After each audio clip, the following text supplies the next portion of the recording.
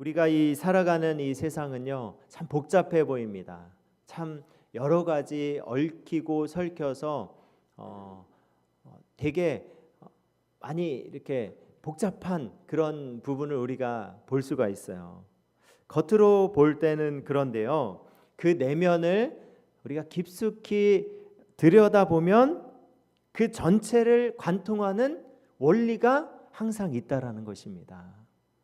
우리 집에서 쓰는 수도꼭지 잘 아시죠?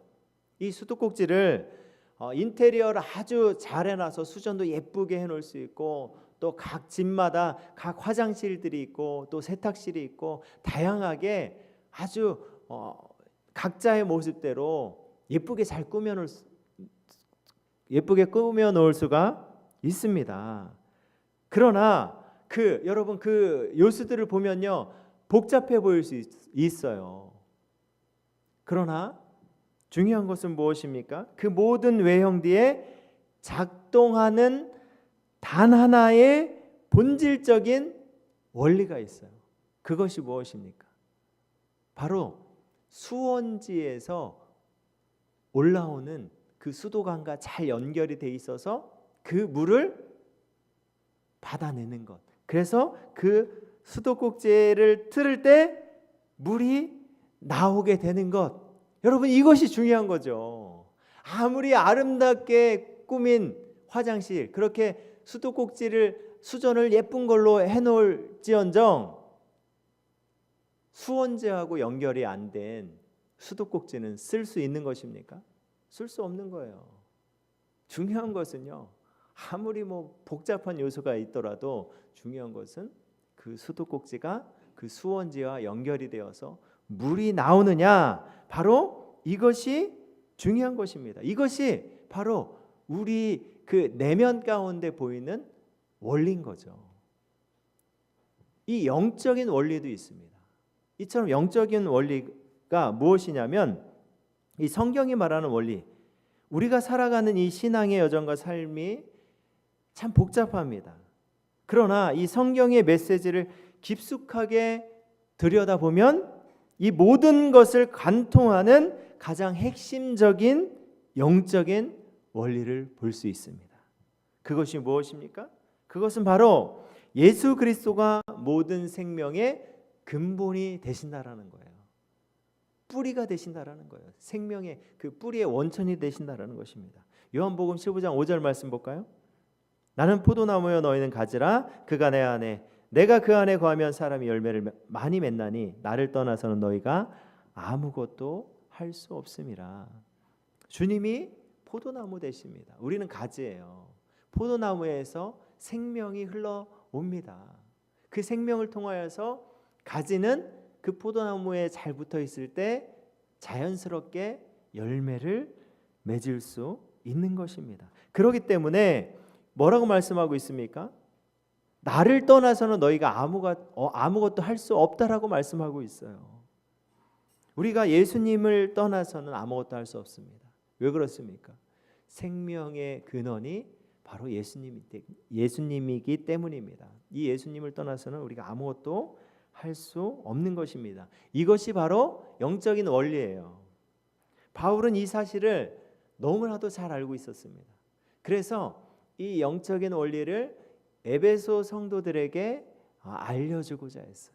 그래서 이 에베소 성도들에게 편지를 보냈습니다. 이 에베소서 1장부터 3장의 핵심은요, 예수 그리스도의 이 생명으로 너희들을 구속했고, 또 유대인과 이방인을 하나 되게 하셨고, 더 나아가서 사람과 사람 사이에 막힌 담을 허무셔서 교회 공동체로 그렇게 부르셨다라고 말씀하고 있는 것이 바로 에베소서 1장부터 3장의 내용이에요.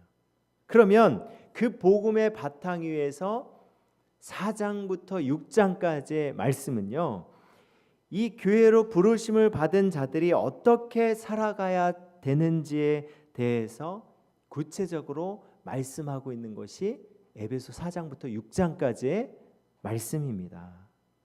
그래서 오늘 이 본문 1절 말씀 보면요, 뭐라고 시작하냐면 이렇게 시작합니다. 그러므로, 이 그러므로라는 이 단어는요, 접속 부사예요. 그러니까 이 말은 에베소서 1장부터 3장의 내용을 바탕으로 그렇게 된다라는 것입니다.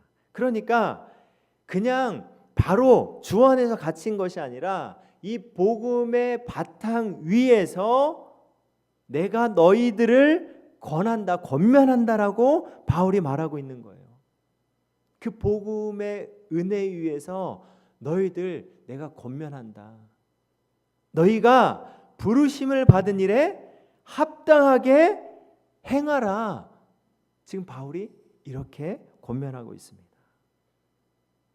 중요한 것은 무엇입니까? 바로 이 순서를 보면요, 너희들 부르심을 받은 일에 합당하게 행하라, 이것이 먼저가 아니라요, 복음 위에 받은 은혜, 복음으로 세워진 너희들, 이것이 먼저라는 거예요. 우리는요, 착각할 때가 있어요. 왜곡할 때가 있어요. 신앙생활을 하다 보면 내가 무엇을 해서 구원을 얻어내는 것으로 잘못 생각할 때가 있습니다. 내가 뭘 잘해서 구원을 얻어내는 것입니까? 내가 더 나은 사람이 되어야 예수님께 받아들여지는 거예요? 그런 것입니까? 그런 거예요? 한번 솔직히 한번 얘기해 보세요. 나는 정말 내가 열심히 신앙생활하고 기도 많이 해야 주님이 나를 더 나은 사람으로 나를 인정해줘서 나를 구원해 주신다, 이렇게 생각하시는 분 있으시면 한번 손 한번 들어보세요. 괜찮아요. 그게 맞는 것 같잖아요. 내가 열심히 해야 하나님 나를 받아주죠. 그게 맞아요? 왜 대답이 없어요? 아니죠. 여러분, 구원은 내가 뭘 해서 받은 게 아니에요. 주님의 전적인 은혜입니다. 그 은혜로 말미암아서 내가 구원받은 거예요. 그러니까 내가 뭘 해서 구원받고 내가 인정받으려고 하지 마세요, 여러분. 이미 나에게 주신 은혜예요. 에베소서 2장 8절과 9절 말씀 볼까요? 너희는 그 은혜에 의하여 믿음으로 말미암아 구원을 받았으니, 은혜로 말미암아 구원받은 거예요. 내가 뭘 해서가 아니라, 이것은 너에게서 난 것이 아니요, 내가 뭘 해서 난 것이 아니에요. 하나님의 선물입니다. 행위에서 난 것이 아니니 이는 누구든지 자랑하지 못하게 함이라.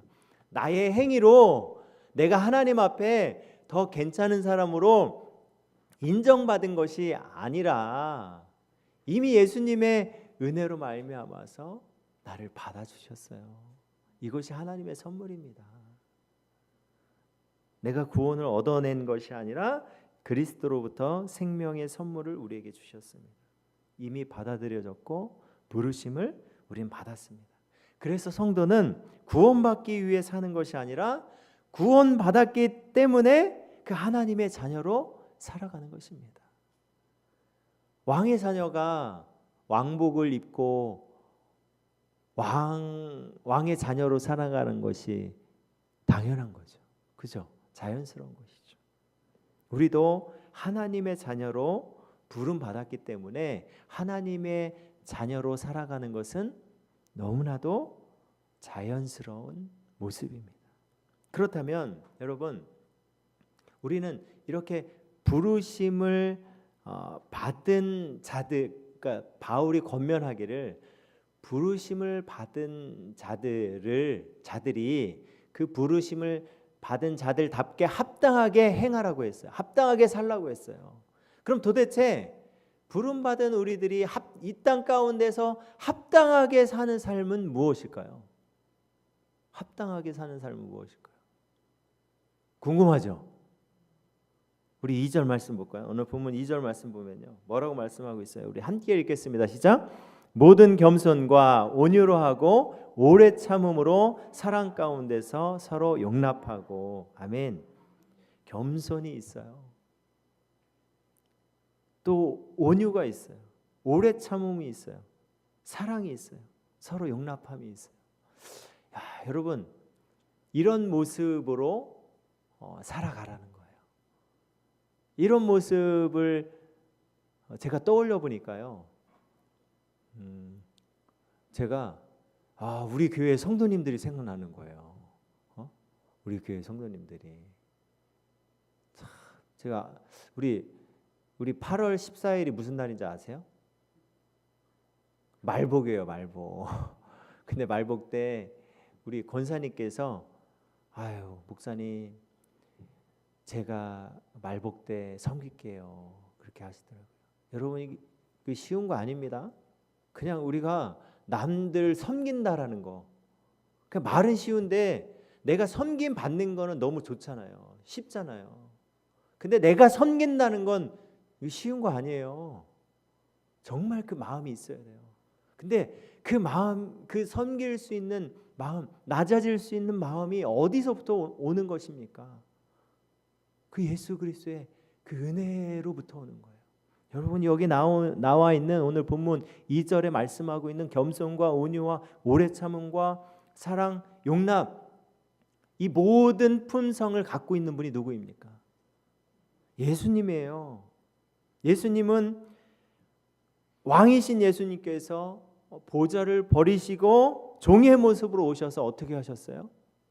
제자들의 발을 씻겨 주셨어요. 겸손의 왕의 모습을 보여주셨습니다. 온유는 무엇입니까? 온유함의 모습은 무엇입니까? 예수님은요 정말 12군단이 넘는 이 천사들을 그렇게 불러서 당장 세상을 심판할 수도 있었지만 그렇게 하지 않으셨어요. 그 모든 것들을 내려놓고 우리를 구원하시기 위해서 그 거대한 힘을 다 내려놓으시고 우리를 살리기 위해서 자신의 전능함을 사용하지 않으셨어요. 그리고 순종하셨어요. 여러분 이것이 온유입니다. 예수님의 모습이에요. 우리는 어떻습니까? 우리의 모습은 어때요? 늘 실수하고 또 예수님을 모른다고 하면서 살 때가 있어요, 없어요? 있어요. 나가서 살면요. 내가 진짜 예수님 믿는 사람인가 할 정도로 완전히 뒤바뀌어 살 때가 있습니다. 예수님의 제자들이 그랬죠. 예수님을 쫓아다녔고 예수님을 사랑한다라고 예수님 나의 주님이라고 그렇게 고백했지만 그들의 모습은 어땠습니까? 예수님 십자가에 못 박히시니까 다 도망갔어요. 다 배신했어요. 그런 제자들을 향해서 우리를 향해서 단번에 심판하지 아니하시고 끝까지 기다려주신 분, 오래 참으신 분이 누구예요? 예수님이에요. 허물투성인 우리를 정죄하지 아니하시고 있는 그대로 안아주시고 용납해 주신 분, 우리를 사랑하시되 끝까지 사랑해 주신 분, 그분이 바로 예수님이에요. 이 예수님께 이 모든 성품이 있습니다. 여러분 공동체는요 완벽한 사람들이 모인 곳이 아닙니다. 우리는 다 모난 부분들이 있어요. 연약한 부분들이 있어요. 부족한 부분들이 있어요.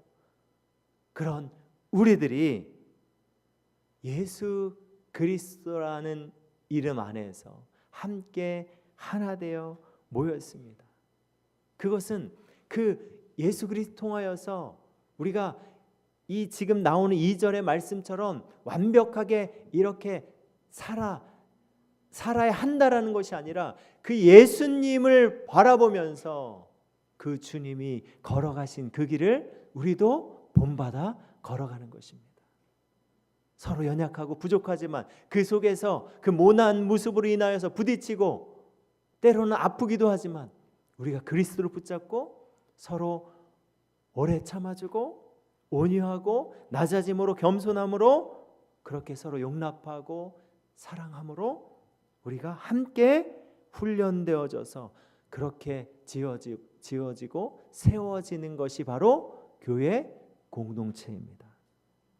주님을 의지하고 의탁함으로 그렇게 나아가는 공동체, 그런 공동체가 되길 주님의 이름으로 축복합니다. 우리가 그냥 우리 힘으로 모인 것 같아도요, 이 공동체는 제가 그렇게 만든 것 같은 것이 아니라, 그렇게 한 것이 아니라 바로 이 교회 공동체를 성령께서 하나 되게 하셨습니다. 오늘 본문 3절 말씀 볼게요. 평안에 매는 줄로 성령이 하나 되게 하신 것을 힘써 지키라. 이렇게 부름을 받은 사람들이 이 공동체 교회를 평안에 매는 줄로 성령이 하나 되게 하신 것을 힘써 지키라고 말씀하고 있습니다. 복음은 우리를요 혼자 구원하지 않고 하나의 몸으로 부르셨습니다. 여러분 오해하지 마십시오. 구원은 하나님과 나와 1대1로 받는 거예요. 그죠? 구원의 은혜를 하나님 허락해 주시는 거죠. 그러나 그렇다고 해서 여러분 그 개인으로 끝나는 것이 결코 아니라는 거예요. 구원받은 자들을 하나로 세우셨습니다. 오늘 본문 3절에요. 평안에 매는 줄로 성령이 하나 되게 하셨습니다. 누가 하신 거예요? 내가 한 거예요? 아니에요. 성령께서 우리를 하나 되게 하신 거예요. 하나됨은요 사람들이 만들어낸 것이 아닙니다. 성령께서 우리 하나 되게 하셨고 그것을 바울은 뭐라고 말씀해요? 우리에게 뭐라고 말씀해요? 힘써 지키라라고 권면합니다. 교회는 출석하는 곳만이 아니라 함께 세워져가는 공동체예요. 우리 교회 3대 비전이 뭔지 아십니까? 모르죠? 주보에 항상 이 뒷면에 항상 나와 있어요. 세 번째 비전이요. 소그룹을 통해 서로를 세워가는 관계 중심의 하나된 공동체예요. 교회는 예수님의 사랑으로 여기 비전에 나와 있는 내용이에요. 교회는 예수님의 사랑으로 연결된 살아있는 생명체입니다. 우리는 소그룹이라는 소중한 모임을 통해 서로 돌아보고 격려하며 예수 그리스도 안에서 한 지체로 세워져가는 따뜻한 관계의 중심의 하나된 공동체가 될 것입니다. 성령께서 우리를 하나 되게 하셨어요. 이것을 여러분 나는 그냥 저 혼자 편해요가 아니라 힘써 지켜야 된다는 거예요. 힘써서 사람들이 막 말해요. 저 혼자 다니는 게 좋고요. 그냥 혼자 하는 게 편하고요. 그냥 남들 신경 쓰고 싶지 않고요. 그냥 불편해요. 저 그냥 그렇게 신앙생활 할래요. 이렇게 말씀하시는 분들이 많이 있어요. 그리고 또 실제로 이렇게 공동체를 꺼려하시는 분들도 실제로 있습니다. 성경은요 이런 우리들에게 분명하게 주 안에서 하나됨을 지키라고 말씀하고 있어요. 그 근거가 무엇입니까? 오늘 4절과 6절 말씀 보도록 할게요. 우리 한 목소리로 뜻을 생각하면서 우리 크게 함께 읽겠습니다. 시작. 몸이 하나요 성령도 한 분이시니 이와 같이 너희가 부르심의 한 소망 안에서 부르심을 받았느니라. 주도 한 분이시요 믿음도 하나요 세례도 하나요 하나님도 한 분이시니 곧 만유의 아버지시라. 만유 위에 계시고 만유를 통일하시고 만유 가운데 계시도다. 아멘. 뭐라고 말씀하고 있어요? 몸이 하나라고 말씀하고 있습니다. 교회는요 같은 건물에 모인 사람들의 집합이 아니라 교회는 그리스도를 머리로 모신 예수 그리스도를 나의 주로 고백한 사람들이 모인 무리 공동체예요. 그 몸에는 눈도 있고 입도 있고 코도 있고 팔도 있고 다리도 있어요. 다 다르지만 어때요? 다 따로따로 있나요? 한 몸에 돼 있잖아요. 한 몸에 다 붙어 있잖아요. 마찬가지예요. 교회가 그렇다라는 거예요. 각 사람이 다 다르지만 각 사람을 하나 되게 하셨어요. 누구 이름으로? 예수 이름으로. 이거 한 몸입니다.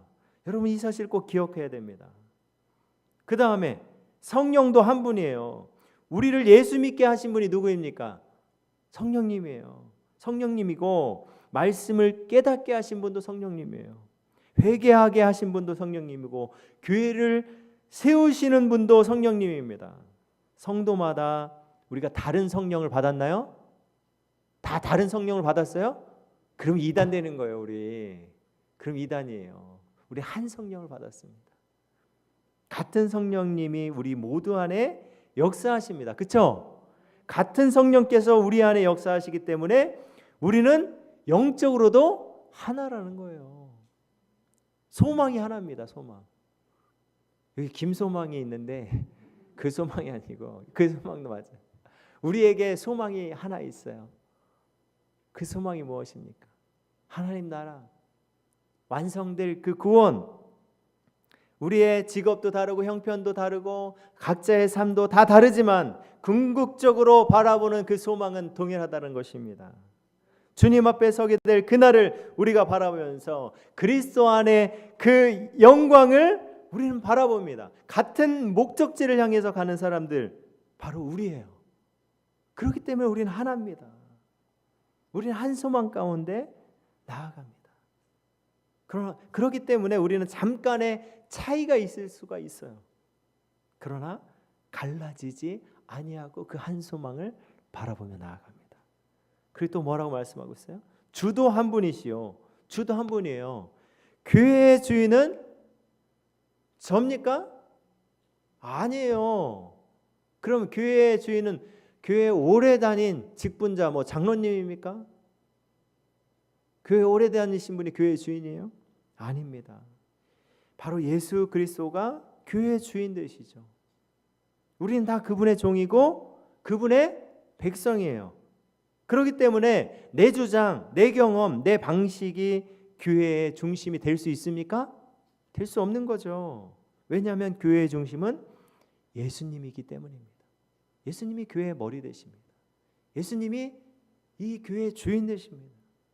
우리가 하나 될 수 있는 이유도 결국 한 분 그 주님을 섬기기 때문입니다. 그리고 믿음도 하나예요. 5절에 믿음도 하나요. 우리는 다 각자 다른 이야기를 가지고 교회에 왔어요. 다 각자가 삶의 스토리가 다 다릅니다. 그러나 믿는 주님, 그분은 그 믿음은 하나잖아요. 주님을 믿잖아요. 그 복음 안에서 우리는 하나입니다. 예수 그리스도께서 우리 죄를 위해 죽으시고 부활하셨고 그분만이 우리의 구원자시며 주님이시라는 그 믿음이 같습니다.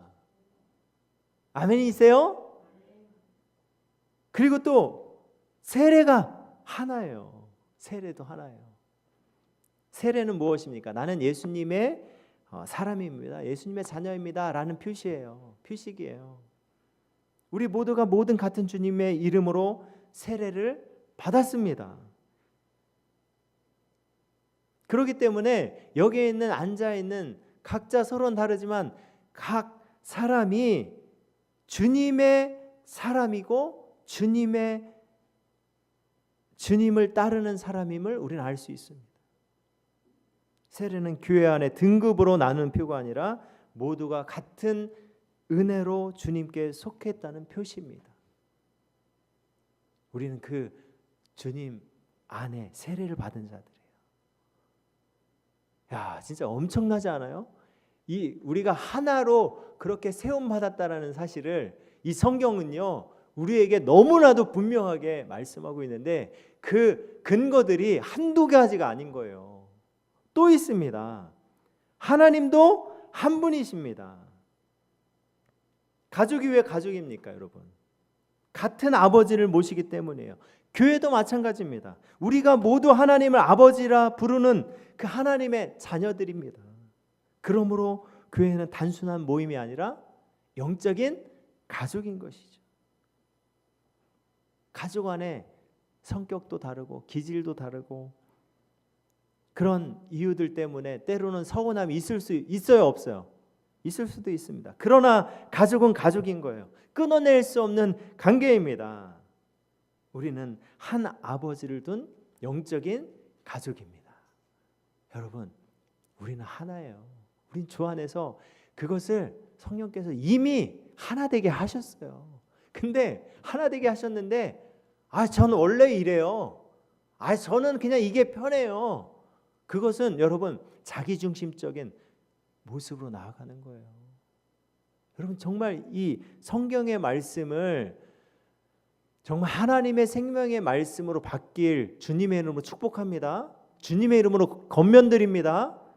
이것은 주님의 말씀이에요. 주님이 하나 되게 하셨는데 왜 나는 난 그거 안 해요. 그냥 저 괜찮아요. 저 바빠요, 힘들어요. 이건 잘못된 모습이에요. 주님이 우리를 위해서 행하신 놀라운 그 십자가의 은혜를 바라보십시오. 그냥 교회 분위기 좋게 만들기 위해서 우리를 하나 되게 한 것이 아니에요. 하나님께서 이미 우리를 하나 되게 하셨습니다. 한 몸이에요. 한 성령 안에 있습니다. 한 소망을 가졌습니다. 한 주님을 섬깁니다. 한 믿음을 가졌습니다. 우리 한 세례를 받았습니다. 한 하나님 아버지를 모시고 있습니다. 그러므로 우리는 한 가족입니다. 우리는요, 서로 다를 수는 있어도 갈라질 수는 없습니다. 서운할 수는 있어도 끊어질 수는 없습니다. 왜냐하면 하나님께서 이미 우리를 이렇게 깊게 하나로 묶어 주셨기 때문입니다. 이제 말씀을 마무리하겠습니다. 성도 여러분, 교회는 생각이 다 같아서 하나인 것이 아니에요. 그렇죠? 우리 생각이 다 다르잖아요. 삶의 모습이 다 다르잖아요. 다 다릅니다. 교회는 생각이 같아서 하나인 것이 아니라 복음으로 하나 된 것입니다. 예수님이 있기 때문에 우리 하나 된 거예요. 예수님이 이 교회를 세우셨기 때문에 우리가 그분의 몸된 지체가 된 거예요. 우리를 불러주셨기 때문에. 그러므로 우리는요, 내 주장보다 복음을 앞세워야 합니다. 내 판단보다 그 주님의 사랑을 본받아 가야 하는 것입니다. 단절되고 그렇게 깨어지는 것이 아니라 그 주님이 이루신 화목, 그 화평을 향해 나아가는 것이 바로 교회입니다. 하나님 우리를 따로따로 부르신 것이 아니라 그리스도 안에서 한 몸으로 부르셨습니다.